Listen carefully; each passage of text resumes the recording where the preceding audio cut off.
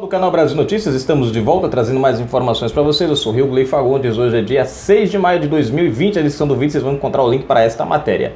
Até que enfim, Dias Toffoli deu uma dentro. Há dias atrás, né, teve aí o negócio do 31 de março, e isso daí foi 31 de março de 64, né, que foi quando o exército assumiu o país. E diga-se de passagem, foram os melhores, acho que foram 20 anos do exército no país, e foram os melhores anos da nossa nação, com os militares no comando, que eles chamam de ditadura, mas na verdade o nome correto é regime militar. Ditadura é quando um camarada faz como aconteceu em Cuba, como aconteceu na Venezuela, como fizeram até pouco tempo atrás na Bolívia, como fizeram lá na Coreia do Norte, que são governos que o PT apoia. Isso é uma ditadura. Nós vemos o regime militar, que foi um dos melhores anos do nosso Brasil.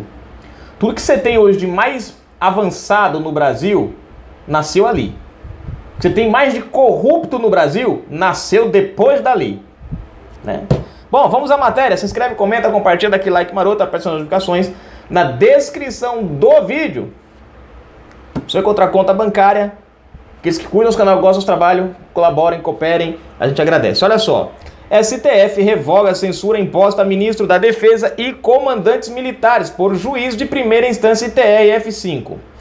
Uma decisão da 5ª Vara da Justiça Federal do Rio Grande do Norte havia determinado a retirada da publicação em via eletrônica da ordem do dia referente ao 31 de março, que fazia menção a haverem sido os eventos daquela data um marco para a democracia. E foram, porque se não tivesse acontecido aquilo ali, a esquerda armada tinha assumido o Brasil, igual foi feito em Cuba, né?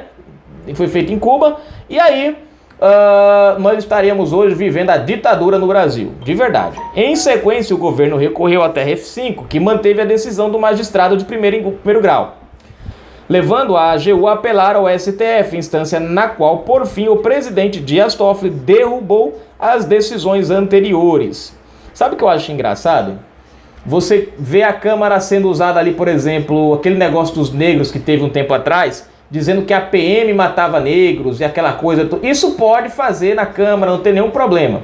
Agora, falar sobre uma coisa que aconteceu, que mudou a história do Brasil e salvou-nos da verdadeira ditadura, aí sim, isso não pode. A propósito, leio no conjuro, citando o presidente do Supremo, não se mostra admissível que uma decisão judicial venha a substituir o critério de conveniência e oportunidade que rege a edição dos atos da administração pública, parecendo não ser admitido impedir a edição de uma ordem do dia, por suposta ilegalidade de seu conteúdo, a qual inclusive é muito semelhante à mesma efêmera publicada no dia 31 de março de 2019. Lembrou, quer dizer, lá ninguém fez nada, aí agora resolveram fazer. Por que será? Lembrou o ministro ao indicar que o caso parece mais um exemplo da excessiva judicialização que sobrecarrega o sistema jurídico brasileiro. Dessa forma, não caberia ao judiciário redigir, segundo a compreensão que expôs aos termos de uma simples ordem do dia, incidindo em verdadeira censura acerca de um texto editado por ministros de Estado e chefes militares. Leio também no UOL, citando Dias Toffoli: não se pode pretender que o Poder Judiciário delibere sobre todas as possíveis querelas surgidas na vida da sociedade. E o caso ora retratado me parece um exemplo clássico dessa excessiva judicialização. Comentário agora Assinavam a ordem do dia o ministro da Defesa, Fernando Azevedo e Silva, e os comandantes da Marinha, Ilques Barbosa Júnior, do Exército, Edson Pio, e da Aeronáutica, Antônio Bermildes. A excessiva judicialização, como vemos obviamente nesses dias, não é causa, mas consequência das irracionalidades de nossas instituições. Ou seja, qualquer coisinha faz um processo mandado disso.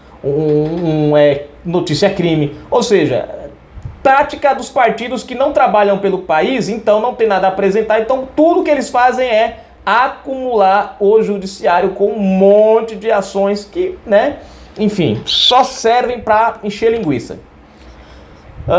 Continuando aqui, onde foi que eu parei? Cadê? Aqui.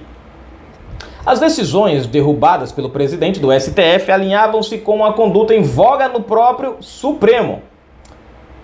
Segundo tal procedimento, certas decisões monocráticas se alinham primeiro ao sentimento do magistrado em relação ao fato e depois vão as decisões atrás de algum princípio que as retire do éter das emoções para lhes dar sustentação jurídica. Em outras palavras, eles decidem algo monocraticamente, depois vão buscar qualquer brecha dentro da lei, dentro do Código Penal, enfim, que eles estiverem julgando, para dar algum tipo de base sustentativa, né? Sustentável, para que as decisões monocráticas de cunho opinatório, que expressam, né, a própria ideologia deles, tenham validade.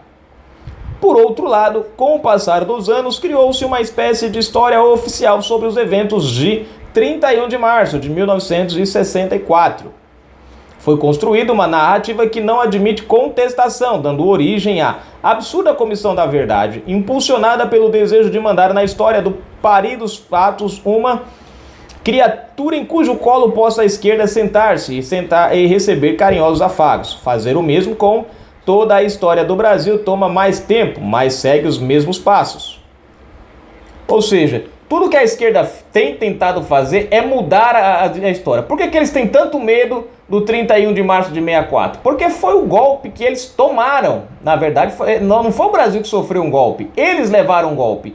Eles achavam que, com o apoio do João Goulart, se não me engano, o João Goulart era o presidente na época, eles iam conseguir tomar o país, né?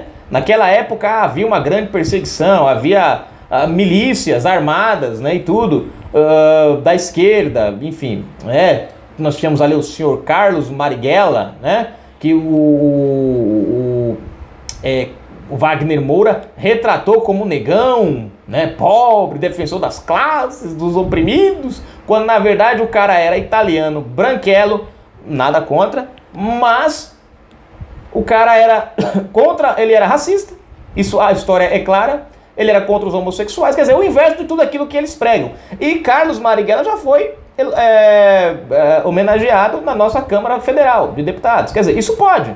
Um cara que perseguia, mas eles pintaram ele de outra forma, né?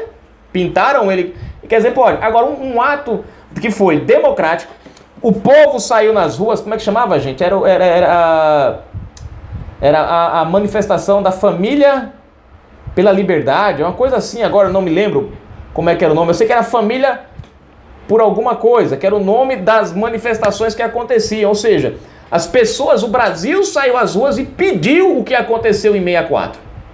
Né? Agora, a esquerda, né, como sempre na contramão da sociedade, é óbvio, tenta pintar uma história que não aconteceu. Tenta inventar uma história que não existe. Você pega, por exemplo, o período militar. Período militar, o Brasil cresceu demais. As grandes obras arquitetônicas,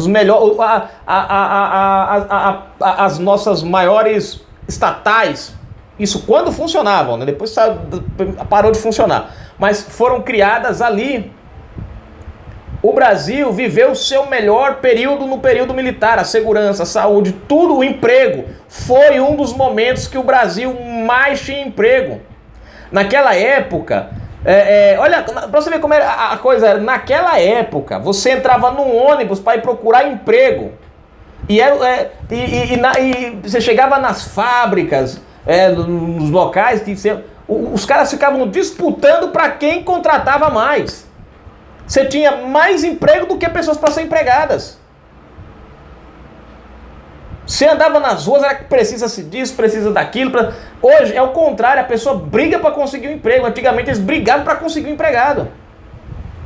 Depois que o Brasil passou a viver o presidencialismo, e aí os presidentes corruptos foram eleitos um em cima do outro, deu no que deu o nosso país. Virou o buraco que virou. Então a atitude aqui do Toffoli, né, foi de revogar aquela censura que foi colocada sobre o ministro da Defesa e sobre os comandantes da FFA, né? Então, tá aí, gente. A matéria, né? Pelo menos uma Dias Toffoli deu dentro, né? Enfim, é triste ver isso, mas falam em democracia, criticam a censura, mas eles mesmos praticam a censura, né? Ainda bem que foi revogado isso aí. Vamos tocar o barco para frente. Canal Brasil Notícias. A gente volta a qualquer momento com mais informações. Fui, galera.